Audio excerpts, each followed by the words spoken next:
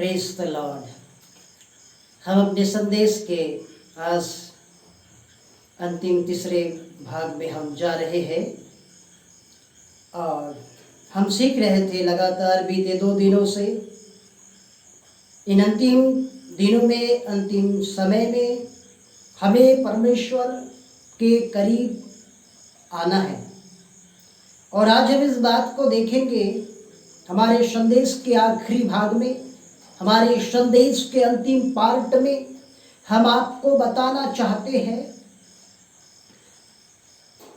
कि हम कैसे परमेश्वर के करीब आ सकते हैं। ये सवाल है मेरे और आपके जीवन के लिए। करीब तो आना है, अंतिम दिनों में परमेश्वर के निकट तो हमें रहना है, परंतु उसके लिए क्या कुछ टिप्स है, जरूरी है? क्या कुछ तौर तरीके हम अपना सकते हैं जिससे कि हम परमेश्वर के नजदीक आ सके?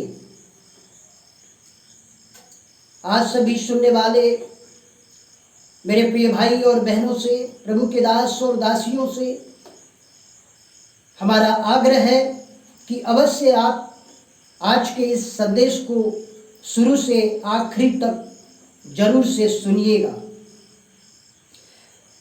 मेरे प्रिय भाई और बहनों, आज संसार में लोग एक दूसरों के करीब आने का बहाना ढूंढते हैं, एक मौका तलाशते हैं कि वो कैसे लोगों के करीब आए। बिछड़े हुए लोग ये बहाना ढूंढते हैं कि कैसे वो वापस अपने घर आए। जैसे कि उड़ाऊ पुत्र ने भी एक ऐसा बहाना उनके जीवन में आया, ढूंढा कि वो वापस अपने पिता के घर में जाए। और यदि हम देखते हैं कि और भी जो लोग हैं वो संसार में अनेकों प्रकार के बहानों को ढूंढते हैं। सीधे शब्दों में यदि हम आपको बताएं तो आज के इस दौर में, आज के इस समय में अधिकांश लोग, जवान हमारे बच्चे, हमारे बेटा बेटियां इस बहाने को आज ढूंढते हैं कि वो कैसे अपने फ्रेंड लोगों से मिले, और मौका देखते ही आज लोग चिपकना शुरू कर देते हैं, बातें शुरू कर देते हैं। मेरे भाई और बहनों, इस बात को ध्यान देवे संत पौलुस कहते हैं अपने पहला कुरिन्थियों की किताब 6वें अध्याय के 17 पद में, वो कहते हैं कि जो प्रभु की संगति करता है वो प्रभु के साथ एक आत्मा हो जाता है। हालेलुया। जो प्रभु की संगति करता है वो प्रभु के साथ एक आत्मा हो जाता है। और उसके ऊपर में लिखा है 16 और 15 पदों को आप यदि पढ़ते हैं तो वहां पे लिखा है कि जो किसी स्त्री के साथ व्यभिचार करता है वो उसके साथ एक तन हो जाता है। आइए हम अपने परमेश्वर के साथ एक मन और एक आत्मा हो जाए। पर कैसे कैसे हम इन अंतिम समय में और परमेश्वर के नजदीक आ पाएंगे? कैसे? क्या कोई माध्यम है? क्या कोई सीढ़ी है? क्या कोई रास्ता है? तो उत्तर है हाँ, आप पहुंच सकते, आप परमेश्वर के पास आ सकते हैं। आइए हम उन बातों को देखते हैं परमेश्वर के वचन से। आज प्रभु यीशु मसीह के पास आने वालों को पहला काम क्या करना चाहिए? आप प्रभु यीशु के पास आ रहे हैं तो आपको क्या उपवास करना पड़ेगा? आपको क्या घुटना टेक करके रोना पड़ेगा? या आपको क्या करना पड़ेगा? आज हम आपको 4 कॉलम बताएंगे, 4 पॉइंट बताएंगे, 4 ऐसे बातें बताएंगे जिससे कि आप परमेश्वर के, प्रभु यीशु मसीह के, पवित्र आत्मा के और ज्यादा करीबी का अनुभव कर सकते हैं। और आप मेरे साथ कह सकते हैं आमीन। यदि आपको अच्छा लगे तो आप जरूर से कहें आमीन। परमेश्वर भला है और वो आपको प्रेम करता है वो अपने वचन के द्वारा आज की रात हमसे बातें करने जा रहा है। आइए हम उन वचनों को देखें। इब्रानियों की किताब और उसके 11 अध्याय के 6वें पद में लिखा है, विश्वास बिना उसे यानी परमेश्वर यीशु प्रभु को प्रसन्न करना अनहोना है। यानी कि प्रभु के पास आने वालों को पहला काम करना पड़ता है विश्वास। जैसे कि यदि आप एक कमरा बना रहे हैं, भाई हमने एक कमरा बनाया प्रेयर टावर मिनिस्ट्री के लिए, प्रार्थना के लिए, तो हमने 4 कॉलम दिए ना। आप भी जब ये कोई घर बनाते हैं तो क्या बिना कॉलम के बनाते हैं? नहीं। तो वैसे ही ये 4 कॉलम जो होते हैं वो हमारे जीवन रूपी घर को, हमारे शारीरिक घर को, हमारे आत्मिक घर को ये संभालने के लिए एक बुनियाद है। हमारे पारिवारिक घर को संभालने के लिए ये 4 कॉलम एक बुनियाद की तरह खड़े होते हैं। एक मजबूत खंबे है, ये खंबे, एक मजबूत खंबा। आइए हम ये खंभों को कैसे बनाएं, आइए इस कॉलम को हम कैसे बनाएं। कॉलम नंबर 1 इब्रानी 11 उसका 6, विश्वास। सबसे पहला कॉलम है विश्वास। जब हम विश्वास करते हैं तो हम परमेश्वर पिता के काफी नजदीक में, काफी करीबी में आने लग जाते हैं, क्योंकि विश्वास जो है वो हमें परमेश्वर से जोड़ता है। और कहे आप आमीन, क्योंकि आप जुड़ना चाहते हैं परमेश्वर से। और बाइबल कहती है, यदि आप पढ़ेंगे याकूब की किताब अध्याय 2 और उसका 26 पद को यदि आप पढ़ेंगे तो वहां पर लिखा हुआ है, कर्म बिना विश्वास और विश्वास बिना कर्म अधूरे हैं, मरे हुए हैं। तो हम विश्वास का कॉलम कर्म के साथ खड़ा करें और परमेश्वर के साथ जुड़े और उसके और करीबी में आए। कॉलम नंबर 2 प्रार्थना। प्रार्थना यदि आप पढ़ेंगे मत्ती की किताब उसके 26 अध्याय के 41 पद में ऐसा लिखा है, प्रभु यीशु ने कहा जागते रहो और प्रार्थना करते रहो ताकि तुम परीक्षा में ना पड़ो। प्रार्थना मेरे प्रियजनों, प्रार्थना एक ऐसा कॉलम है, प्रार्थना एक ऐसा खंबा है जो हमें परमेश्वर के साथ में कनेक्ट करता है, हमें जोड़ता है। चलो आज हम आपके साथ कनेक्ट हो रहे हैं। क्यों? इस मोबाइल की कनेक्टिविटी को किसी ने पकड़ के रखा है। कोई है जो यहाँ पे कनेक्शन सप्लाई कर रहा है, एक टावर के रूप में, एक नेटवर्क के रूप में, जिससे कि आपसे हमारी बातें बराबर हो पा रही है। वैसे ही प्रार्थना करना बातचीत करना होता है। और जब हम परमेश्वर से प्रार्थना करते हैं, अर्थात हम अपने घर के लिए या उसके निकट आने के लिए जो दूसरा कॉलम बनाते हैं, तो प्रार्थना जोड़ती है। प्रार्थना जोड़ती है, प्रार्थना जीवन में जय लाती है, प्रार्थना वो चाबी है, प्रार्थना चंगाई के मार्ग को खोल देती है। आइए रोमियो 12 में लिखा है, आशा में आनंदित रहो और क्लेश में स्थिर रहो और प्रार्थना में निरंतर लगे रहो। यदि आप प्रेरितों के काम उसके 12 अध्याय में जाएंगे तो लिखा है कि लव लगा के प्रार्थना कलीसिया करती थी। यदि आप प्रेरित 10 अध्याय में जाएंगे तो कुरनेलियुस परमेश्वर से बराबर प्रार्थना करता था। हालेलुया। एक परिवार को सही दिशा में लाने के लिए, हमें अपने परिवार को समेट के रखने के लिए, ये हमने 2 कॉलम को अभी देखे हैं, विश्वास का कॉलम, प्रार्थना का कॉलम।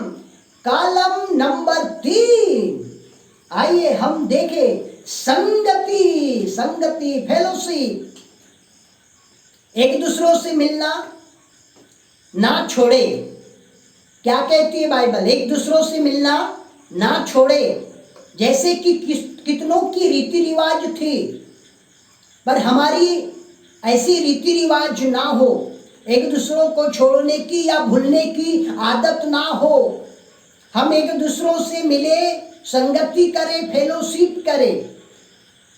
जैसे कि प्रेरितों के दिनों में हुआ करता था, प्रेरितों की कलीसियाओं के समय में ऐसा ही हुआ करता था। और संगति का कालम, प्रेरितों के काम 2 अध्याय के 42 पद में ऐसा लिखा है, और वे प्रेरितों से शिक्षा पाने में, और जो महत्वपूर्ण वहां कालम आया है वो एक कालम ये भी है, संगति। हालेलुया। संगति का बहुत महत्व है मेरे प्रिय भाई और बहनों, संगति का बहुत महत्व है। संगति के महत्व को हमें समझना है। जब हम अपने कलीसिया में संगति करते हैं तो हम एक समूह में रह करके अपने परमेश्वर के साथ में कनेक्ट होते हैं, अर्थात जुड़ जाते हैं। नंबर 4, हम 4 कॉलम का एक कमरा बना रहे हैं जिसमें कि एक परिवार बड़े अच्छे से रह सके। 4 कॉलम का कमरा छोटा भी बन सकता है, बड़ा भी बन सकता है। लंबाई और चौड़ाई आपके ऊपर है। आइए कॉलम नंबर 4 को देखें। परमेश्वर की आराधना करना, आराधना करना, परमेश्वर पिता की आराधना करना। और परमेश्वर का वचन कहता है, भजन संहिता उसके 34 अध्याय और 1 पद में लिखा है, मैं हर समय यहोवा को धन्यवाद करूंगा और उसकी स्तुति निरंतर मेरे मुख से होती रहेगी। हालेलुया। परमेश्वर की आराधना करना। यदि आप पढ़ेंगे भजन संहिता 96 उसके 6वें पद में लिखा है, पवित्रता से शोभायमान होकर यहोवा की आराधना करो। यदि आप भजन संहिता उसके 92 के 1 पद को पढ़ेंगे तो वहां पर भी परमेश्वर का वचन कहता है आराधना। राजा दाऊद आराधना करता था। जैसे आप जानते थे कि राजा दाऊद के पास में कितने बजाने वाले लोग हुआ करते थे, कितने वाद्य यंत्र थे। और कई बार तो उन्होंने अपने भजन में लिखा कि मैं 10 तार वाले बाजे के साथ प्रभु की आराधना करता हूं। आराधना हमें करना है। प्रभु यीशु ने कहा, यूहन्ना रचित सुसमाचार उसके 4 अध्याय के 23 और 24 पद में प्रभु यीशु ने कहा कैसे हमें आराधना करना है। हमारी आराधना कैसे होना चाहिए? यीशु ने बताया कैसे होना चाहिए, आत्मा से और सच्चाई से होना चाहिए। आज हम हमारे अनुसार ना करें, परमेश्वर के वचन के अनुसार करें। क्या आप प्रभु के करीब आना चाहते हैं? मेरे प्रियजनों, क्या आप प्रभु के करीब आना चाहते हैं? यदि आपका उत्तर है हां, तो आज इस 4 कॉलम को बनाना शुरू कर दीजिए। एक मजबूत नींव डालना शुरू कर दीजिए। उन 4 कॉलम को खड़ा करना आज स्टार्ट कर दीजिए, ताकि आपका परिवार मजबूत रहे, आपका आत्मिक जीवन, पारिवारिक जीवन, सांसारिक जीवन मजबूत बने। और ये 4 कॉलम हमें हमारे त्रिएक परमेश्वर से जोड़ते हैं और उसके करीब में हमें ले जाते हैं। विश्वास परमेश्वर के करीब ले जाता है, प्रार्थना परमेश्वर के करीब ले जाती है, संगति परमेश्वर के करीब ले जाती है, आराधना प्रभु यीशु के करीब लेके जाती है। क्योंकि बाइबल कहती है, भजन संहिता 22 अध्याय 3 पद में लिखा है कि वो इजराइल का परमेश्वर स्तुति आराधना के सिंहासन पे विराजमान है। तो आए हम अपने संदेश के तीसरे भाग में हम आपको यह बताना चाहते हैं और हमने ये बताने का प्रयास किया प्रभु की आत्मा की अगुवाई में कि हमें परमेश्वर के करीब आना है, ना कि हमें परमेश्वर से दूर जाना है। अरे बहाना ढूंढिए। आज के लोग कैसे बहाना ढूंढते? पढ़ाई का बहाना ढूंढ रहे, मोबाइल चाहिए, उसके बाद पता नहीं कितना पढ़ेंगे कि और क्या क्या पढ़ेंगे। ये बहाना, ऑनलाइन पढ़ाई का बहाना हो गया आज लोगों को, आज हमारे जवान बच्चों को। तो उनके पास बहाने हैं, पर हमारे पास बहाने नहीं है। प्रभु के करीब आने के बहाने नहीं है। आज लोगों के पास बहाने मोबाइल के करीब जाने के। क्या बहाना है मालूम है आपको?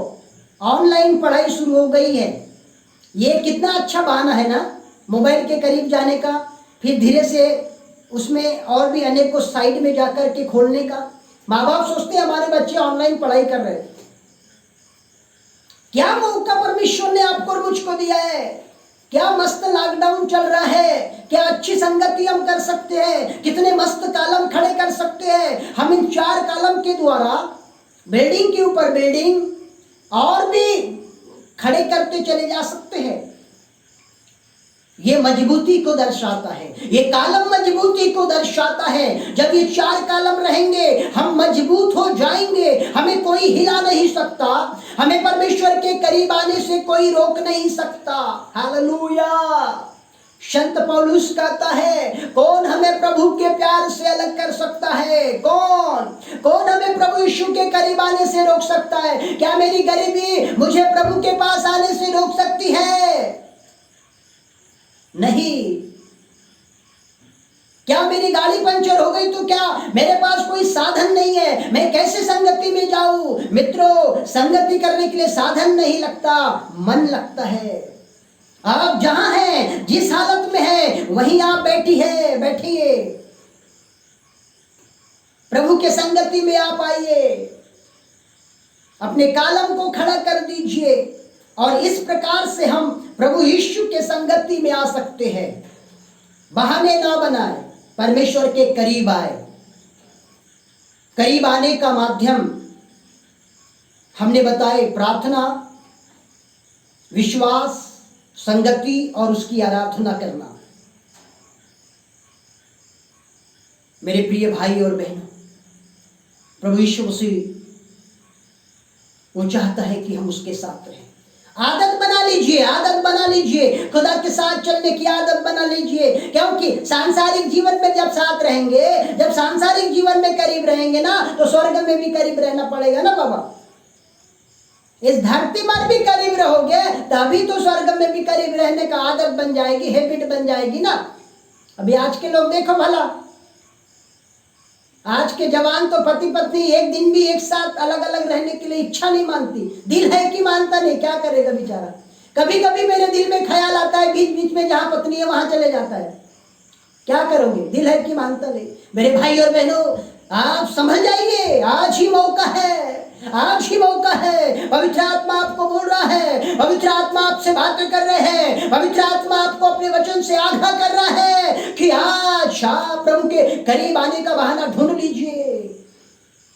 क्या आपको प्रभु की याद नहीं आती? क्या आप प्रभु को एक बार भी बोलते हैं, प्रभु आई लव यू जीसस? क्या आप ऐसा कहते हैं? नहीं। आप प्रभु को कितना प्यार करते हैं। आप अपने बच्चों को बोलते बेटा आई लव यू, आप अपने पत्नी को बोलते आई लव यू, वो आपको बोलती, आप उसको बोलते, माता पिता भाई बंधु एक दूसरों को, गर्लफ्रेंड बॉयफ्रेंड। लेकिन आप यीशु को अपना फ्रेंड बनाना ही नहीं चाहते। यीशु आपका फ्रेंड है, आज यीशु आपका सच्चा दोस्त है। यीशु को फ्रेंड बनाइए, उसके करीब में आइए, उसके नजदीकी का अनुभव कीजिए, बहाना ढूंढ लीजिए। यीशु आपको बुलाता है, प्रिय यीशु आपको बुलाता है। वो परमेश्वर चाहता है कि उसके लोग उसके साथ रहे। और परमेश्वर ने इब्राहिम को कहा उत्पत्ति 17 में, हे अब्राहम मेरे उपस्थिति में चल और सिद्ध होता जा। यदि आप और मैं जीवन में सिद्ध होना चाहते हैं, यदि आप और मैं जीवन में सफल होना चाहते हैं, यदि आप और मैं जीवन में सक्सेस होना चाहते हैं, तो प्रार्थना का जीवन, विश्वास का जीवन, संगति का जीवन, आराधना करने का जीवन आदत बना लीजिए। हैबिट में, आपके स्वभाव में ये 4 बातें आना ही चाहिए। हालेलुया। प्रभु आपको आशीष दे। मेरे भाई और बहनों, इस संदेश के द्वारा प्रभु आपको प्रेम करता है, परमेश्वर आपको बुलाता है। My God bless you friend. प्रार्थना का समय है, हम आपके लिए प्रार्थना करेंगे। पिता, आपका धन्यवाद इस सुंदर समय के लिए प्रभु जी। आपके वचन के ऊपर आपकी अपार आशीष हो, सुनने वाले आपके करीब आने लग जाए। प्रभु जी आप दया कीजिए। धन्यवाद प्रभु यीशु मसीह के नाम में सब आशीषों को हम मांगते हैं। My God bless you friend. मैं प्रभु का दास पास्टर रोहित डोंगरे 24 घंटा प्रेयर टावर मिनिस्ट्री से, और हमारे सभी संदेश को आप अवश्य सुनिए, आशीषित होइए। सब्सक्राइब जरूर से करें, शेयर करें, लाइक करें, ताकि आपको हमारे सभी संदेश बराबर समय पर मिल सके। अभी हमारे सभी संदेश हर दिन अपलोड किए जाएंगे, अलग अलग विषय और सब्जेक्ट के ऊपर। So thank you. जय मसीह की।